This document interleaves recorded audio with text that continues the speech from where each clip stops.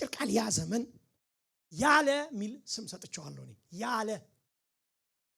ያለ ማለት ዊዝአውት ምንለው በእንግሊዘኛ ማለት ነው ሚል ስም ሰጥቼዋለሁ እኔ። ያለ ዊዝአውት የሆነ ዘመን ነው የሚባለው የመጀመሪያው ዘመን። ያለ ምን? ያለ እነኚህ ነገሮች ሁሉ፣ ያለ ሲቲዝንሺፕ፣ ያለ ኪዳን፣ ያለ ተስፋ፣ ያለ እግዚአብሔር፣ ያለ ኢየሱስ። ታዲያ እነኚህ ምን ቀራቸው? ምንድነው ያላቸው? ይሄ ሁሉ ከሌለው ምንድነው ያላቸው እነኚህ ሰዎች? እናንተ በስጋ አሕዛብ የሆናችሁ የኤፌሶን ሰዎች ብቻ አይደለም የሚያነሳው፣ ሁላችንም ነው የሚያነሳው። አሕዛብ የሆነ ሁሉ እንዲያስብ የፈለገው ነው ጳውሎስ። አሕዛብ የሆነ ሁሉ ሁልጊዜ ያለምን እንደነበር ቀድሞ እንዲያስብ ፈልጓል። አሁን ግን እናንተ ምን ርቃችሁ ለነበራችሁ አሁን በክርስቶስ ኢየሱስ ሆናችሁ በክርስቶስ ደም ቀርባችኋል። ኤፌሶን ምዕራፍ 2 ከቁጥር 12 ጀምሮ እስከ 19።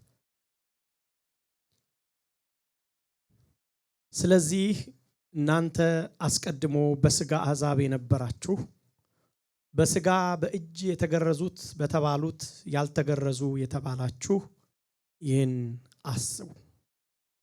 በዚያ ዘመን ከእስራኤል መንግስት ርቃችሁ ለተስፋው ቃል ኪዳን እንግዶች ሆናችሁ በዚህ ዓለም ተስፋን አጣችሁ፣ ከእግዚአብሔርም ተለይታችሁ ያለ ክርስቶስ ነበራችሁ። አሁን ግን እናንተ በፊት ርቃችሁ የነበራችሁ በክርስቶስ ኢየሱስ ሆናችሁ በክርስቶስ ደም ቀርባችኋል። እርሱ ሰላማችን ነውና ሁለቱን ያዋሃደ በአዋጅ የተነገሩትንም የትእዛዛትን ሕግ ሽሮ በመካከል ያለውን የጥል ግድግዳ በሥጋው ያፈረሰ፣ ይህም ከሁለታቸው አንድን አዲስ ሰው በራሱ ይፈጥር ዘንድ ሰላምንም ያደርግ ዘንድ ጥልንም በመስቀል ገድሎ በእርሱ ሁለታቸውን በአንድ አካል ከእግዚአብሔር ጋር ያስታርቅ ዘንድ ነው። መጥቶም ርቃችሁ ለነበራችሁ ለእናንተ ሰላምን፣ ቀርበው ለነበሩት ሰላምን የምስራች ብሎ ሰበከ። በእርሱ ሥራ ሁላችን በአንድ መንፈስ ወደ አብ መግባት አለንና፣ እንግዲያስ ከእንግዲህ ወዲህ ከቅዱሳን ጋር ባላገሮችና የእግዚአብሔር ቤተሰቦች ናችሁ እንጂ እንግዶች እና መጻተኞች አይደላችሁም። እግዚአብሔር የተመሰገነ ይሁን። እንግዲህ እንደምታውቁት በኤፌሶን መጽሐፍ በተለይ እንግዲህ ሙሉ መጽሐፉን ስላልሆነ እኔ ዋና ምዕራፍ 2 ከቁጥር 12 ጀምሮ ነው ማተኩረው። 2 ሳምንት ስለሆነ ግማሹን ሐሳብ ዛሬ ነግራቸዋለሁ። ሐዋርያው ጳውሎስ የኤፌሶንን መጽሐፍ በተለየ መልክ ለማዘጋጀት በተለየ መልክ የነሱን ለመገሰጽም ለማስተካከልም ኢንስትራክሽን ለመስጠት ብቻ ሳይሆን በተለይ ደግሞ እነሱን ለማዘጋጀት እነሱን ለማስታጠቅ የነበራቸውን መንፈሳዊ ፖዚሽን ለማሳየት እንደገና አሁን ደግሞ ምን እንደሚጠበቅባቸው ለማመልከት የተጻፈ መጽሐፍ እንደሆነ ታውቃላችሁ። ሐዋርያው ጳውሎስ የኤፌሶን ሰዎች እንዲያስቡት የፈለገው ነገር አለ። እንዲረዱት የፈለገው ነገር አለ። አሁን ያሉበትን መንፈሳዊ ብቃታቸውን ያውቃል። ምዕራፍ 1 እንደውም ሊመኩ በምን እንደሚገባቸው ነው። ይሄ ልክ በሉን በምንድነው የምትሉት ጋዝ ተሞልቶ ከፍ እንደሚል እንደዛ ነው። መጀመሪያ ጥቅ ብለው ነበረ። ምዕራፍ 1 ላይ ያደረገላቸውን የእግዚአብሔርን ቸርነት ጥቅጥቅ አረጋቸው። ያልሆነላችሁ ምን አለ? ምዕራፍ 1 ሲያሲሰጣችሁ ሲያጠጣችሁ እናንተ የሆናችሁት ነገር ላሳያችሁ እንጂ የሚል ነገር ከነገራቸው በኋላ ከቁጥር 12 ጀምሮ ደግሞ መልሶ ማርሽ ነው ሲቀይር የምታዩት። 2 ከፍሎ ነው የሚነግራቸው። እናንተ እኮ ያልነበራችሁትን ነገር ላሳያችሁ ይላችኋል። ያልነበራችሁትን ነገር ላሳያችሁ። ቁጥር 19 ላይ እናንተ ለምሳሌ አስቀድሞ በስጋ አሕዛብ ነው ነበራችሁ። አሕዛብ በስጋ ያለበት ምክንያት አለው። አሕዛብ ነበራችሁ። እሱ ብቻ ሳይሆን ተገርዘናል ደግሞ የሚሉት ተገርዘናል፣ ያው ብዙ እዛ ውስጥ አልገባም። ድነናል፣ ኪዳን አለን፣ በቀተናል፣ እግዚአብሔር ተቀብሎናል በሚሉት ደግሞ ኪዳን የሌላቸው ያልተገረዙ ተብሎ በእነሱ ዘንድ የምትታዩበት የሆነ እይታ ነበራችሁ። አይሁድ እንኳን ተውት፣ እግዚአብሔር ትልቁ አይሁድ እንኳን ስለ እናንተ ሲያስቡ የሚያስቡት ነገር ነበራቸው። እናንተን ሲያስቡ የሚሰማቸው ስሜት ነበረ። ላሳያችሁ ማን እንደምትባሉ ታውቃላችሁ እያለ ሲያስረዳቸው ታያላችሁ። እግዚአብሔር ታውቃላችሁ፣ አይሁድና አሕዛብ የሚባለው ኮንሰፕት የተጀመረው አብርሃም ከመጣ በኋላ ነው። አይሁድ የሚባል ወይ አሕዛብ የሚባል ነገር የለም። ዓለም ሁሉ አሕዛብ ነው።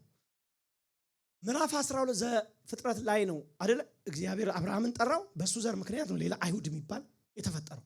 ስለዚህ ዓለም ግን እግዚአብሔር በተለይ ለእስራኤላውያን ሕጉን ከሰጣቸው በኋላ ዓለም ለሁለት ተከፈለ፣ አይሁድ አሕዛብ ተብሎ ማለት ነው።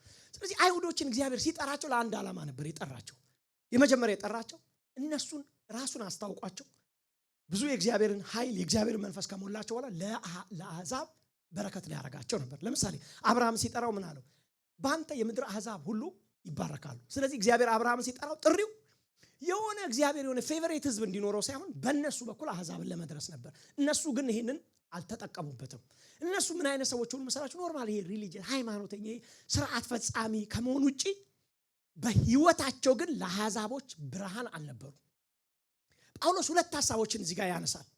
በእርግጥ ሁለት ሐሳብ ሳይሆን ሁለት ሲዝኖችን ሲያነሳ ታያላችሁ። የመጀመሪያው ያ ዘመን የሚል ሐሳብ ታያላችሁ። ቀጥሎ ደግሞ አሁን ግን የሚል ሐሳብ ትመለከታላችሁ።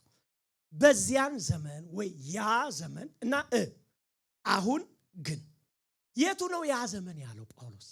አሁን ግን ያለው ምንድነው? አያችሁ፣ እንድናስብ የፈለገው በሁለቱ ዘመናት መካከል የተደረገ አንድ ነገር አለ። እሱ ነው ማሳያችሁ። ያ ዘመን ያለው ምን አይነት ዘመን ነው ጳውሎስ? በዚያን ዘመን ይልና ከዛስ አሁን ግን እያለ ነው የሚነግረን። ሐዋርያው ጳውሎስ ያ ዘመን ማለቱ ወይ የሚለው የትኛው ዘመን ነው? በአጭር ቃል ያ ዘመን ያለ ሚል ስም ሰጥቼዋለሁ እኔ። ያለ ማለት ዊዝአውት ምንለው በእንግሊዘኛ ማለት ነው ሚል ስም ሰጥቼዋለሁ እኔ። ያለ ዊዝአውት የሆነ ዘመን ነው የሚባለው። የመጀመሪያው ዘመን ያለ ነበራችሁ። እስቲ ቆይ ያለ ምን? ለምሳሌ አንደኛ ያለ እስራኤል መንግስት ነበራችሁ፣ ከእስራኤል መንግስት ርቃችሁ። ያለ ሲቲዝንሺፕ ነው የሚለው። የእስራኤል ሲቲዝንሺፕ ይሄ ኖርማል ሲቲዝንሺፕ ቢሆንም በዛ ዘመን ግን ፕሪቪሌጅ ስለነበረች ቀጥ ያሳያችኋል። ሁለተኛ ያለ ተስፋ ቃል ነበራችሁ፣ ዊዛውት ኮቨነንት ነበራችሁ። ያለ ተስፋ ነበራችሁ፣ ዊዛውት ሆፕ ነበራችሁ። ያለ እግዚአብሔር ነበራችሁ። ቀጥታ ሊተራል ትርጉም ዊዛውት ጋድ ዘ ፋዘር፣ ያለ እግዚአብሔር አብ ነበራችሁ የሚል ትርጉም አለው። ቀጥሎ ደግሞ ያለ ክርስቶስ ነበራችሁ፣ ዊዛውት ክራይስት ወይ ደግሞ ዊዛውት ሴቪየር ነበራችሁ ብሎ ይነግራችኋል። ወይ ያለ ምን? ያለ እነኚህ ነገሮች ሁሉ፣ ያለ ሲቲዝንሺፕ፣ ያለ ኪዳን፣ ያለ ተስፋ፣ ያለ እግዚአብሔር፣ ያለ ኢየሱስ። ታዲያ እነኚህ ምን ቀራቸው? ምንድነው ያላችሁ? ይሄ ሁሉ ከሌለው ምንድነው ያላችሁ እነኚህ ሰዎች? እናንተ በስጋ አሕዛብ የሆናችሁ። የኤፌሶን ሰዎች ብቻ አይደለም የሚያነሳው፣ ሁላችንም ነው የሚያነሳው። አሕዛብ የሆነ ሁሉ እንዲያስብ የፈለገው ነው ጳውሎስ። አሕዛብ የሆነ ሁሉ ሁሉ ጊዜ ያለምን እንደነበር ቀድሞ እንዲያስብ ፈልጓል። ታዲያ ምንድነው እንዲያውቁ የፈለገው? ያለ እግዚአብሔር፣ ያለ ተስፋ፣ ያለ ኪዳን ምንድነው ታዲያ የኤፌሶን ሰዎች የነበራቸው? የመጀመሪያ እነኚህ ሰዎች የእውነት ያለ እግዚአብሔር ነበሩ አይደሉም? ዝም ብሎ እሱ ነበራችሁ ስላለ ሳይሆን እሱ ናቸው አይደሉም? ራሳቸውን ላሳያችሁ። መጀመሪያ አንደኛ የኤፌሶን ሰዎች ቀድሞ በማያስመካ ነገር ይመኩ የነበሩ ሰዎች እንደሆኑ መጽሐፍ ቅዱስ ይነግረናል። እሱ ብቻ ሳይሆን የኤፌሶን ሰዎች መተተኛም ሰዎች ነበሩ።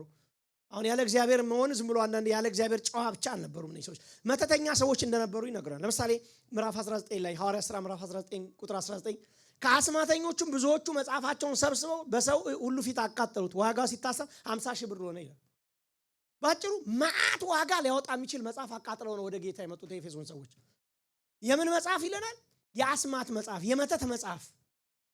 እሱ ብቻ ሳይሆን ግን የመጨረሻ ወዳጆቼ ያለ ክርስቶስ ነበራችሁ። ያለ እግዚአብሔር አባት፣ ያለ አባት አይደለም፣ ያለ ክርስቶስ። ያለ ክርስቶስ የሚለው ቃል ታውቃላችሁ፣ አዳኝ ማለት ነው አይደል? ክራይስት። ያለ ክርስቶስ ነበራችሁ፣ ያለ አዳኝ ነበራችሁ፣ ያለ መሲህ ነበራችሁ ብሎ ሲነግራቸው ታያላችሁ። ያለ አምስቱ ያለ ስድስቱ ነገሮች የነበሩበትን ዘመን ቅድም ያለ ነው ብያችኋለሁ። ያለ ዊዝአውት ናችሁ፣ ባዶ ናችሁ፣ ራቁት ናችሁ፣ ምንም የላችሁ፣ ደሃ ናችሁ፣ ባዶ ናችሁ ካለ በኋላ አሁን ግን አለና ሌላ ቃል ሰጠው ለዚህ ለባዶነት ለዚህ ውዛውት ለሚለው ቃል ሌላ ቃል ሰጠው። ምን ቃል? ርቃችሁ ለነበራችሁ ርቀት አለው ደግሞ ጳውሎስ አሁን ያንን ስም ሲጠራው። አሁን ግን እናንተ ምን ርቃችሁ ለነበራችሁ አሁን በክርስቶስ ኢየሱስ ሆናችሁ በክርስቶስ ደም ቀርባችኋል።